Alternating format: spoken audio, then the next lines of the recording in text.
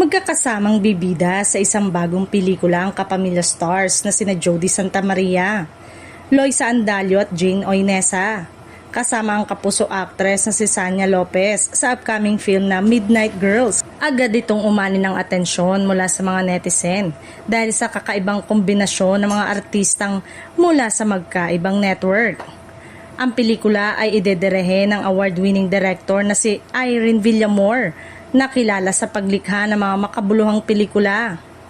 Siya rin ang direktor sa likod ng box office hit na The Loved One na tumanggap ng papuri mula sa mga manonood at kritiko. Sa Midnight Girls, inaasahang ipapakita ang kakaibang kwento na magbibigay diin sa buhay, pagkakaibigan at mga pagsubok na kinakaharap ng mga kababaihan. Dahil sa lakas ng cast, marami ang umaasang magiging isa itong kapanapanabik na proyekto sa Philippine cinema. Excited na rin ang fans na makita ang tambalang ito sa isang pelikula. Lalo na't bihira ang proyekto na pinagsasama ang mga artista mula sa iba't ibang network.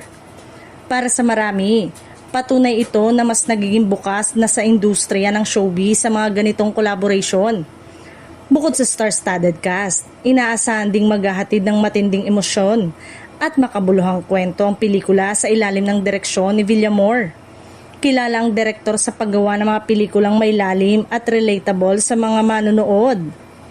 Mapapanood na ang Midnight Girls sa mga sinehan sa darating na May 16.